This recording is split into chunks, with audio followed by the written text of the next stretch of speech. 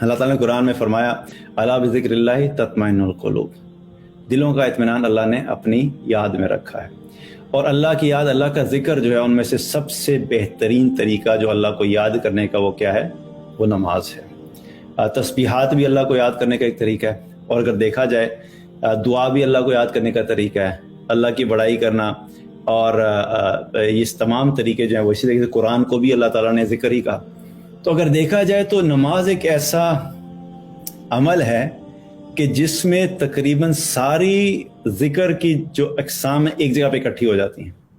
تسبیحات وہ بھی ہم نماز میں پڑھتے ہیں، اسی طریقے سے قرآن کی تلاوت وہ بھی نماز میں ہوتی ہے. اللہ کا نام لینا، اللہ کا احساس ہونا، اللہ کا ذکر کرنا، یہ سب کیا ہے؟ ہم زبان سے بھی ادا کرتے ہیں. تو یہ اس اعتبار سے نماز جو ہے وہ ذکر کے اعتبار سے اس کے اندر بہت ساری ذکر کی فارمز جو ہیں وہ ایک جگہ پہ اکٹھے ہوتے ہیں نماز میں. تو نماز اگر ہم اچھے طریقے سے پڑھیں گے، خشوع کے ساتھ پڑھیں گے، اس کو سمجھتے ہوئے پڑھیں گے، تو اس کے ذریعے سے اللہ سبحانہ تعالیٰ ہمارے دلوں کو اطمینان عطا فرمائے گا. آج ایک اور مسئلہ یہ بھی ہمارے یہاں چل رہا ہے، کیونکہ مجھے بہت سارے میسیج آتے ہیں، تو میں اس لیے اکثر اپنے جو ہے اس بات کا ذکر کیوں کرتا ہوں، کیونکہ جو لوگ اپنے پرابلمس شیئر کرتے ہیں، میں اس کی بیس کے اوپر آپ کو بتا رہا ہوں کہ بہت سے لوگوں کا ایک کامن پرابلم ہوتا ہے کہ جی مجھے بڑی ٹینشن ہے لائف میں، اور میں نے نمازیں بھی شروع کی ہیں، اور میں نمازیں بھی پڑھتا ہوں یا پڑھتی ہوں، لیکن اس کے باوجود میرے دل کو سکون نہیں مل رہا، اطمینان نہیں آ رہا، اور ٹینشن نہیں جا رہی. تو بات یہ ہے کہ نماز جو ہے وہ اس میں ہم نے کیا کرنا تھا؟ اللہ کو یاد کرنا تھا. واقعی میں صلاۃ علی ذکری، نماز قائم کرو اللہ کی یاد والی، اللہ کو یاد کرنے کے لیے.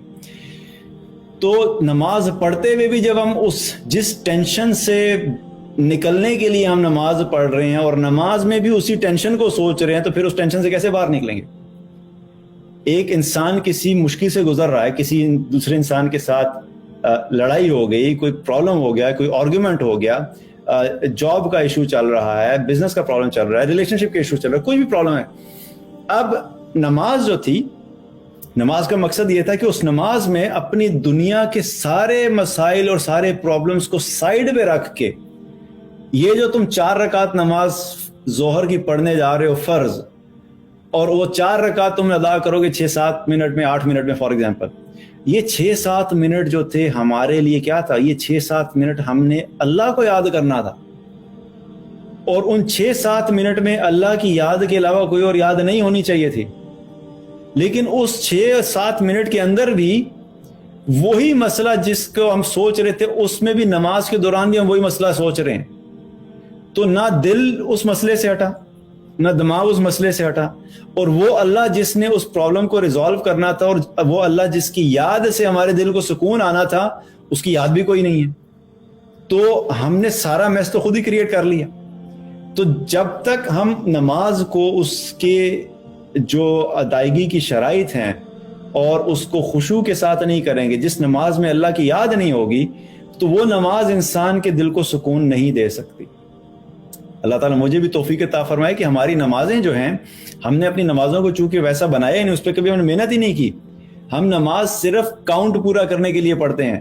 ادھر اذان ہوئی، ادھر کھڑے ہوئے 3 منٹ 4 منٹ کے اندر 4 رکعت نماز پڑھی، اور ہاں جی الحمدللہ جی ظہر ادا ہوگی، چلیں جی عصر کا وقت آیا 3-4 منٹ میں عصر ادا ہوگی. 5 نمازیں پڑھ کے جب رات کو فارغ ہوتے ہیں تو رات کو دل کو وہی حالات ہوتے ہیں، دل ویسے ہی بے چین ہے، دل ویسے ہی پریشان ہے. پھر بندہ سوچتا ہے کہ میں نے تو 5 نمازیں پڑھی، میں تو تہجد بھی پڑھتا ہوں، لیکن اس کے باوجود میرا دل کو سکون نہیں آ رہا، کیونکہ نماز ہی نہیں صحیح پڑھی ہم نے. تو ہمیں اپنی نمازوں میں محنت کرنی. اللہ مجھے بھی توفیق عطا فرمائے کہ ایسی نماز ہم پڑھیں کہ جس میں اللہ کی یاد ہو، اور اللہ کی یاد دل کو سکون دیتی ہے. اگر اللہ کی یاد ہی نہیں ہوگی نماز میں، تو پھر دل کو سکون نہیں آئے گا. تو کیا ہے کہ یہ بھی ایک بہت بڑا سکون کا ذریعہ ہے جو نماز ہے، کہ جب ہم اللہ کو یاد کرتے ہیں تو اس کے ذریعے سے اللہ سبحانہ وتعالیٰ ہمارے دلوں کو اطمینان اور سکون عطا فرماتا ہے.